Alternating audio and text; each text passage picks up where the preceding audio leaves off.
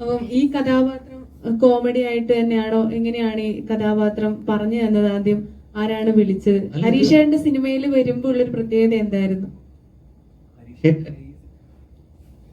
ഈ സിനിമയ്ക്കകത്ത് വിളിച്ചത് ഹരീഷേട്ടൻ തന്നെയാണ്. എന്നോട് ഇങ്ങനെ ആദ്യമേ ഇതിന്റെ കഥ പറയുമ്പം തന്നെ അത് ചെയ്യാനായിട്ട് നമുക്ക് ആ ക്യാരക്ടർ നമുക്ക് പെട്ടെന്ന് കിട്ടും. അപ്പോ ഇതൊരു കോമഡി ക്യാരക്ടർ അല്ല.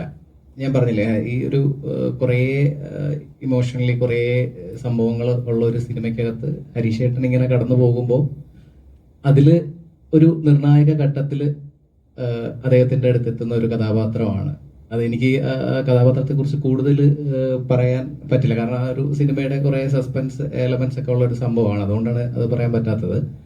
അപ്പോൾ എന്നെ സംബന്ധിച്ച് അതൊരു ഞാൻ ചെയ്തിട്ടുള്ള ഒരു വളരെ വ്യത്യസ്തമായിട്ടുള്ള ഒരു ക്യാരക്ടറാണ്. ഞാൻ ചെയ്തിട്ടില്ലാത്ത തരത്തിലുള്ള ഒരു കഥാപാത്രമാണ്. പിന്നെ എനിക്ക് ഹരീഷേട്ടനോടൊപ്പം ഞാൻ നേരത്തെ ഒരുമിച്ച് അഭിനയിച്ചിട്ടുണ്ട്. അപ്പോൾ പക്ഷെ ഇതിനകത്ത് അദ്ദേഹം ഒരു നമ്മൾ കുറെ കണക്ക് മാഷിനെയൊക്കെ കണ്ടിട്ടുണ്ടെങ്കിലും ഞാനൊന്നും കണ്ടിട്ടില്ലാത്ത തരത്തിലൊരു കണക്ക് മാഷിനെയാണ് അദ്ദേഹം അവതരിപ്പിച്ചിരിക്കുന്നത്. എനിക്ക് ഉള്ള സീനുകളെല്ലാം ഹരീഷേട്ടനോ ഒപ്പമുള്ള സീനുകളായിരുന്നു. അപ്പോൾ വളരെ നല്ല രീതിയിലുള്ള ഒരു അനുഭവമായിരുന്നു സെറ്റിലും ഒക്കെ. ഇവിടെ എന്തെങ്കിലും ചോദിക്കണമെന്ന് പറയാൻ പറഞ്ഞു എന്നോട്. ഞാൻ പറഞ്ഞില്ല. നിർമ്മലേന്റെ ക്യാരക്ടറും ഇത് പറഞ്ഞതുപോലെ തന്നെ വ്യത്യസ്തമാണെന്ന് പറഞ്ഞു. വ്യത്യസ്തമായിട്ടുള്ള കഥാപാത്രങ്ങൾ ചെയ്യുമ്പോൾ ഭയങ്കര ചലഞ്ചിങ് ആണോ? എപ്പോഴും നമ്മൾ എന്നും ഒരു മീറ്റർ നിന്ന് വിട്ടുപിടിക്കുമ്പോ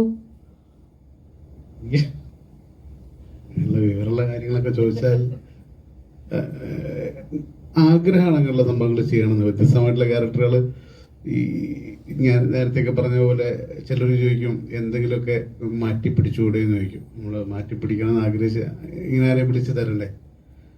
അപ്പോൾ ഇതിൽ ചെയ്യാൻ പറ്റിയതിൽ ഒരു ഹരീഷേട്ടനും ഞാനും മാത്രമുള്ള സീൻ. അപ്പോൾ ഹരീഷേട്ടൻ്റെ കൂടെ ഒരു കാറിൽ ഇരുന്നിട്ടുള്ള ഒരു സംഭവം ആയതുകൊണ്ട് തന്നെ എൻ്റെ കൂടെ തന്നെ ഹരീഷേട്ടൻ ഉണ്ടായിരുന്നു. അപ്പോൾ അതിൻ്റെ മീറ്ററും കുറച്ച് ഓവർ എന്തെങ്കിലും ഒരു മിമിക്രി എന്നുള്ള രീതി നമ്മൾ എന്തെങ്കിലും കയ്യിലിടാൻ നോക്കിയാൽ പോലും അത് ഇടാൻ അപ്പം സപ്പോർട്ട് ചെയ്ത് കൈയടിച്ചിട്ടുണ്ടെങ്കിൽ പിന്നെ എഡിറ്റിംഗ് ടേബിളിൽ നിന്ന് ഹരീഷേട്ടൻ അത് വളരെ മനോഹരമായിട്ട് കട്ട് ചെയ്തിട്ട് ആ സീൻ വളരെ മനോഹരമാക്കിയിട്ടുണ്ട്. അപ്പോൾ ഹരീഷേട്ടൻ അത് ഭദ്രമാക്കിയിട്ടുണ്ടാവുമെന്ന് പ്രതീക്ഷിക്കുകയാണ്. അത് അഥവാ അത് ഭദ്രമാക്കിയിട്ടില്ല എൻ്റെ ഫോൾട്ടല്ല, ഹരീഷേട്ടൻ്റെ പ്രശ്നം മാത്രമായിട്ട്. എന്തായാലും ഇങ്ങനെയുള്ള ഞാൻ നേരത്തെ ഒക്കെ പറഞ്ഞ പോലെ ഈ ഒരു സിനിമ ഞാൻ അഭിനയിക്കാതെ ഇതിൽ അഭിനയിച്ചിട്ടില്ല, പുറമെ സിനിമ കാണുമെങ്കിൽ ആ കഥാപാത്രം എനിക്ക് കിട്ടിയിരുന്നെങ്കിൽ എന്ന് ഞാൻ ആഗ്രഹിക്കുന്ന തരത്തിലുള്ളൊരു കഥാപാത്രമാണ് അത് കിട്ടിയത്. Thank you. നമ്മളൊന്നും ഇത്രയധികം കണ്ടിട്ടില്ല. ഇടതുപക്ഷത്തുള്ളവർ മാത്രം 916 ആയിരിക്കണം എന്ന് എന്തുകൊണ്ടാണ് ചിന്തിക്കുന്നത്? തെറ്റായൊരു വിലയിരുത്തലാണ്. എന്നെ നിങ്ങൾ പൂർണ്ണമായിട്ടും വായിച്ചിട്ടുണ്ടെങ്കിൽ നിങ്ങൾക്കറിയാം. ആദ്യം മുതൽ ഫോളോ ചെയ്യുന്ന ആളുകളാണെങ്കിൽ ഞാൻ സപ്പോർട്ട് ചെയ്ത പോലെ, അതായത് നേരത്തെ പറഞ്ഞത്, ആരും സപ്പോർട്ട് ചെയ്തിട്ടുണ്ടാവില്ല ആ പരിസമയത്ത്, അത്ര നിർണായക ഘട്ടങ്ങളിലൊക്കെ. പിന്നെ പാർട്ടി വീണു പോകുന്ന സമയത്ത് ആദ്യം കൈ കൊടുക്കുന്നവരും എന്നെപ്പോലുള്ള ആളുകളാണ്. അത് ഒരു തിരിച്ചറിവിന്റെ അറിവ് മാത്രമല്ല, ഒരു തിരിച്ചറിവിന്റെ ഒരു വിഷയം കൂടി ഉണ്ട്. അത് പ്രധാനപ്പെട്ട നേതാക്കന്മാർക്കൊക്കെ അറിയാം. എപ്പോഴും സറ്റയർ ആയിട്ടാണ് എപ്പോഴും വിമർശിക്കാറുള്ളത്. അതെന്തുകൊണ്ടാണ്? അങ്ങനെയല്ലേ, അത് നമ്മള് നേരത്തെ പറഞ്ഞ അതൊരു കലയുടെ രാഷ്ട്രീയം എന്ന് പറഞ്ഞാൽ അങ്ങനെയാണല്ലോ. നമ്മള് പല രീതിയിലും കാര്യങ്ങൾ പറയാമല്ലോ. മറ്റു പാർട്ടികളെ വിമർശിക്കാതെ ഇരിക്കലൊന്നുമില്ല. അതൊക്കെ വേണ്ട സമയത്ത് കൃത്യമായിട്ട് ചെയ്യാറുണ്ട്. പിന്നെ ഇപ്പം കുറച്ചതാണ്, ഒന്നുമില്ല. എന്താ വെച്ചാല് കുറെ ഒരു പരിധി കഴിഞ്ഞാൽ പിന്നെ മനസ്സിലാവുന്നില്ലെങ്കിൽ പിന്നെ നമ്മൾ പറയാതിരിക്കുന്നതാണല്ലോ അതിന്റെ ഭാഗമായിട്ട്.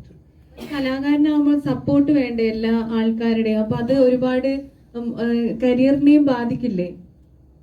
ഈ കലയിൽ അങ്ങനെയല്ല കേട്ടോ. അതൊക്കെ ഒരു നമ്മളെ തെറ്റായ തോന്നൽ. നമ്മളെ പറ്റി മാത്രം ചിന്തിക്കുമ്പോൾ ഉണ്ടാവുന്ന വിഷയമാണ്. എന്നെ കുറെ ആൾക്കാർ സപ്പോർട്ട് ചെയ്യും എന്നൊക്കെ. അങ്ങനെയൊന്നുമില്ല. നിങ്ങളൊന്നും മിണ്ടാതിരുന്നാലും നിങ്ങൾ ആരും സപ്പോർട്ട് ചെയ്യണമെന്ന് തോന്നുന്നില്ല. പാവ ഹരീഷ് ഒന്നും മിണ്ടാതിരിക്കുന്ന ഒരാളായിരുന്നു. ഇപ്പൊ കണ്ടില്ലേ? അപ്പൊ കാര്യങ്ങൾ വ്യക്തമായി തുറന്നു പറഞ്ഞപ്പോൾ അവന്റെ കൂടെ പ്രവർത്തിക്കുന്ന ഞങ്ങൾക്ക് വരെ ഈ സംഗതി മനസ്സിലായി. അവൻ ഞങ്ങളോട് പോലും ഷെയർ ചെയ്തിട്ടില്ല അവനിങ്ങനെ ഒരു വിഷയമുള്ളത്. കാര്യങ്ങൾ കുറച്ചുകൂടി ഭംഗിയായിട്ട് തുറന്നു പറയുന്നതാണ് നല്ലത്. പറയുമ്പോൾ ആളുകൾക്ക് മനസ്സിലാവും. പഴയ കാലവും നല്ലല്ലോ. എൻ്റെ കയ്യിൽ എൻ്റെ കാലിൻ്റെ അടിയിലാണ് സിനിമ എന്നൊക്കെ വിചാരിച്ചു. അങ്ങനെ ഒരു കിരീടം വയ്ക്കാത്ത രാജാക്കന്മാരും തൽക്കാലം ഇവിടെ ഇല്ല. അങ്ങനെ ആരും വിചാരിക്കുന്നുണ്ടെങ്കിൽ അവർ സ്വന്തം വീട്ടിലിരുന്ന് വിചാരിക്കാനേ പറ്റുള്ളൂ. സിനിമ കാണുന്ന പ്രേക്ഷകന്റെ കയ്യിലാണ്.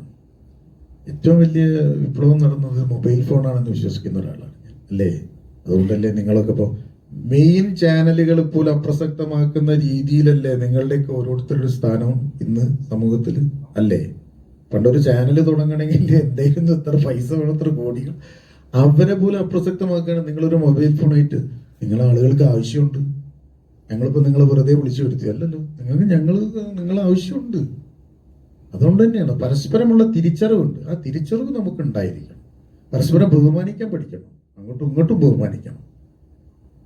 Give the respect and take the respect എന്നുള്ള ആ സാധനം എപ്പോഴും ഫോളോ ചെയ്യണം. അപ്പോഴാണ് ചെറിയ രീതിയിൽ ഇപ്പം നമ്മുടെ കുടുംബത്തിൽ നിന്നാണ് ആദ്യം ഇത് തുടങ്ങേണ്ടത്.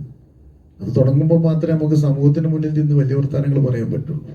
അല്ലാതെ വെറും വലിയ വർത്താനം മാത്രം പുറത്തു പറച്ചിലും അല്ലാത്ത രീതിയിലാകുമ്പോൾ കാര്യം ഉണ്ടാവില്ല. അതിന്റെ ഭാഗമായിട്ട് ഇടതുപക്ഷത്തിന്റെ ഒരു ഭരണ തുടർച്ച ആഗ്രഹിക്കുന്നുണ്ടോ? നല്ല ഭരണം ഉണ്ടാവുക എന്നുള്ളതാണ്. അതിപ്പോ ഏത് പക്ഷം എന്നൊന്നുമില്ല.